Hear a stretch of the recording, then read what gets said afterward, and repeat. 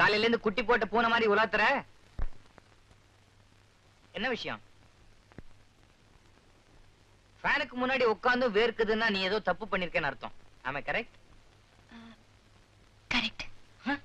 கரெக்டா? இந்த மாதிரி குற்றவாளிகள் எல்லாம் தப்ப ஒத்துக்கிட்டா போலீஸ் வக்கீல் இவங்களுக்கு எல்லாம் வேலையே இருக்காதே. என்னம்மா தப்பு பண்ண? அண்ணே, உங்க அசோசியேஷன் மெம்பராக்க நினைச்ச முரளிய நம்ம ஃபேமிலி மெம்பராக்க நினைக்கிறேன். என்னம்மா? அண்ணே சாக்லேட் வேணும்.